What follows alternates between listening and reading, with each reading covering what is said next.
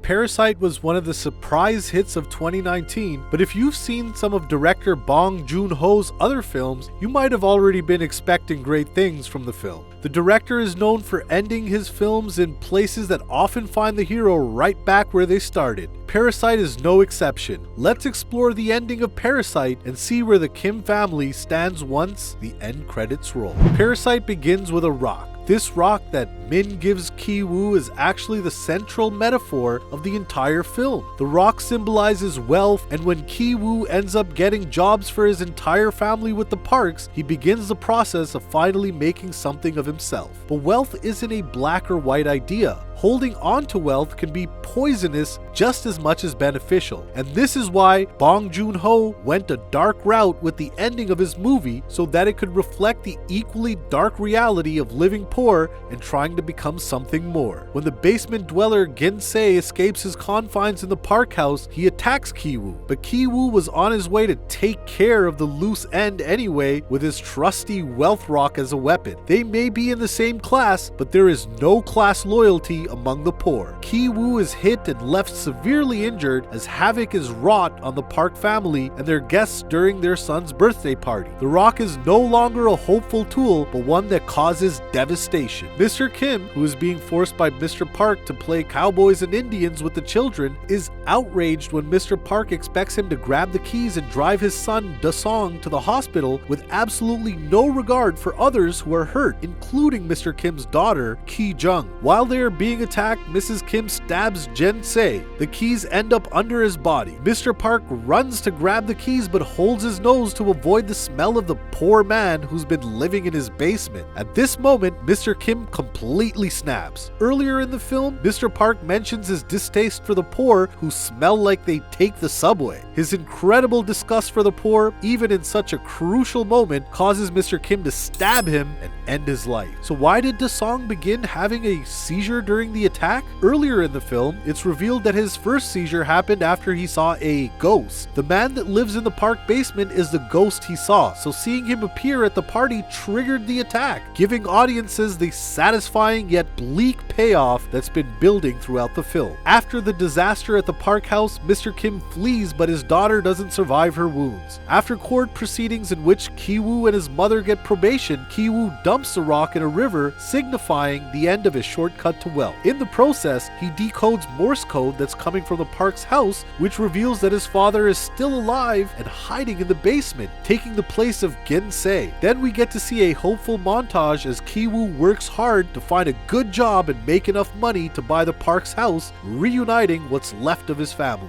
But of course, this hopeful ending isn't real. It's Ki-woo's plan, but Bong Joon-ho has admitted that it probably won't ever happen. Instead, Mr. Kim is now stuck in a life of hiding while a new wealthy family buys the house and replaces the Parks, effectively continuing the cycle with no change. The poor remain under the feet of the rich, surviving off their scraps. And not even the rich are immune to being replaced. Rich or poor, we are all just cogs in a system.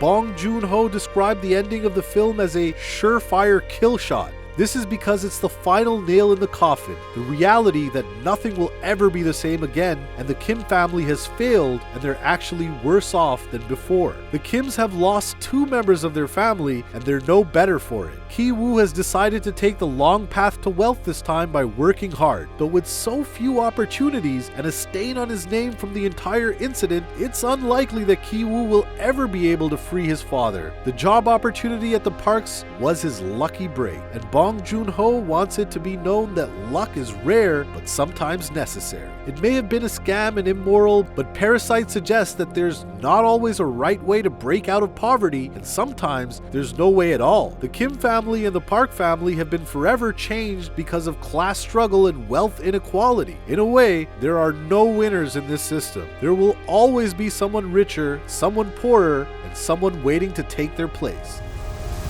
What did you think about Parasite's ending? Was it appropriately bleak, or would you have liked to see more of a hopeful conclusion? Let us know in the comments. Don't forget to like and subscribe to ScreenRant for more.